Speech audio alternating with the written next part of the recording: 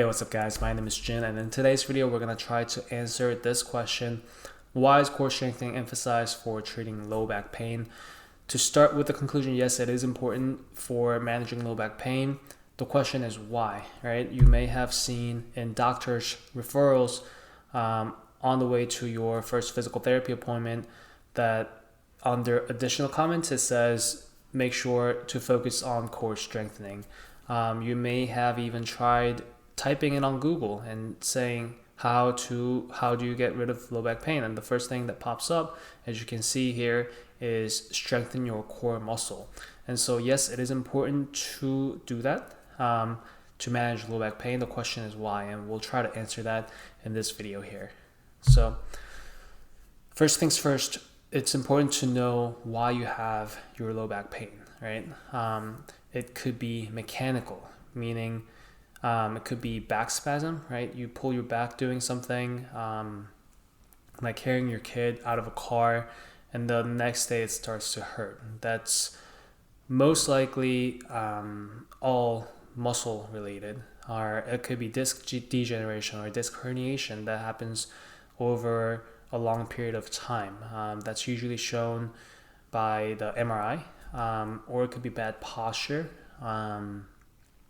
Repetitive overuse kind of goes hand in hand. If you're having to work in a construction site, or if you're having to carry heavy loads of groceries and you don't do it excuse me, in the best biomechanically balanced posture, then if you do it over time, you're going to see some damages. If you have to hold a prolonged posture for a long time, if you're a student taking online classes all semester long and you sit in a certain way, right?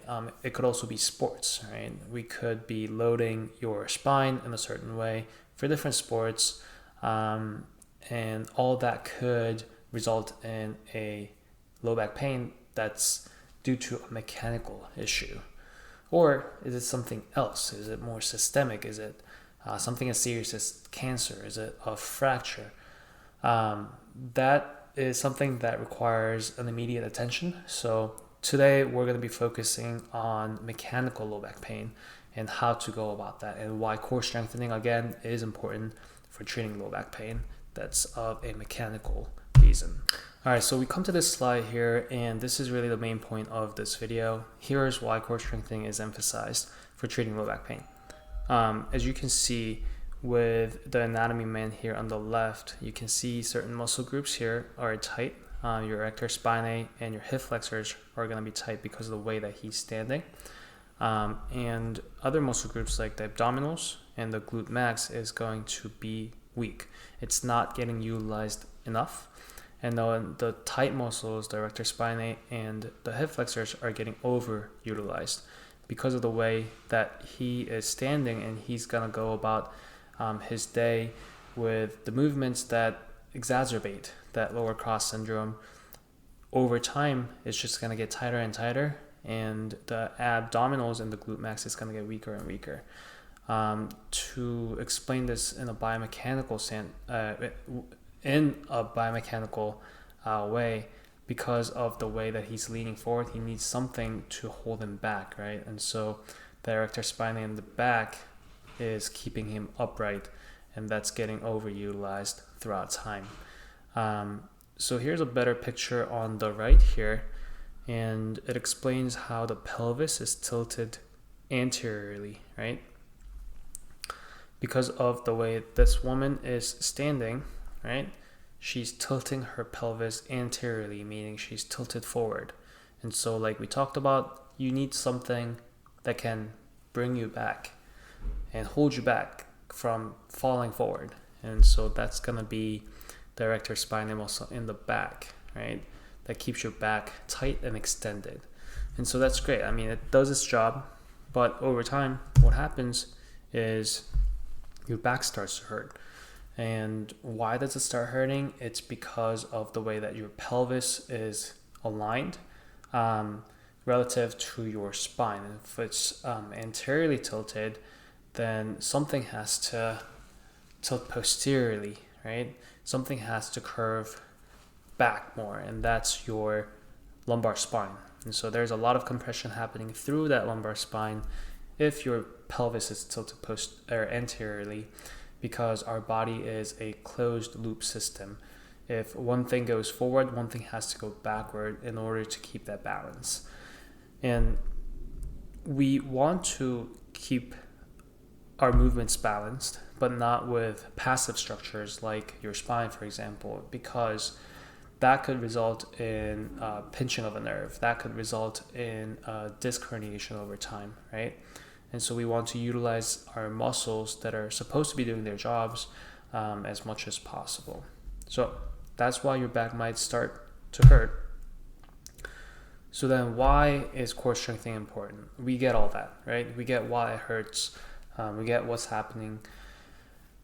Why is core strengthening important? Well, we talked about this just now, right? We want to activate the right muscles in appropriate movement patterns. It's not like we're going to be standing all day like that anatomy man that we saw earlier. We're going to be carrying groceries, right? With this guy, like this guy here. We're going to be playing field hockey. We're going to be playing sports. And something to be emphasized here also is appropriate exercise progression in terms of strengthening that core and strengthening the muscles that tends to be weak, like the glutes and the abdominals, right? Oftentimes I don't usually start the patient with more challenging exercises. I just have them lay on their back and we practice tilting the pelvis posteriorly, because that's not something that they're oftentimes not used to. And it also depends on the specific movements based on the patient's needs. It's not all about engaging your core and tightening your belly. If that's the case, that'd be great, but it's more about how to incorporate breathing, proper breathing patterns, proper tilting of the pelvis in the movements that the patients need to be strongest in. So I'm going to be treating a field hockey player that comes in with a back pain very differently than a remote worker that comes in because of sitting in front of a computer for a long time. Their needs are different, right? It's not all about just engaging the core, but engaging the core and strengthening the muscle groups that tend to be weak is the key, and it is important in the very beginning. So to elaborate a little more on how I go about this personally, when a patient comes in, is the first session is all gonna be about evaluation and intake session. So we're gonna talk about why you have back pain, what your lifestyle is like, what your goals are in my time with you and your time with me. We're gonna look at the pelvic and rib asymmetry and symmetry, because that, like I mentioned earlier, that does play a big role in how we load our spine. We'll do a movement assessment. We'll take a look at those movements that you participate in for a majority of your day. We're going to do strength and range of motion assessment at different joints to see what we're lacking and what we can improve.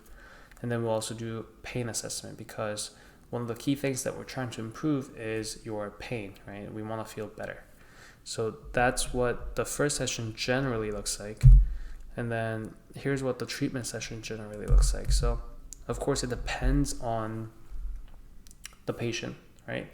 Everyone's treatment session is going to look different, but the first couple sessions I really tend to focus on neuromuscular re-education. All that means is kicking in the right muscles at the right time, at the right space, to make sure that you know what your body's capable of, essentially. And so manual therapy can help with that by guiding you in certain movements and by relieving some of the muscles and trying to engage other muscles. Patient education is huge. I mean, that's every session. And then we want to slowly integrate mobility and stability exercises to make sure that we're mobile in joints that's supposed to be mobile and stable in others that are supposed to be stable. to keep you as balanced as possible biomechanically. And then look, sometimes it doesn't work out. I mean, we want to try to catch it as soon as possible, but if it's not the case that I can best help you, then we brainstorm together and then we come up with appropriate referrals to see if you can get help from other medical professionals so that you can get rid of your back pain. And so that's a little intro to how I treat back pains that's of a mechanical reason. And so I hope you guys enjoyed this video, and I'll see you guys next time. Thank you.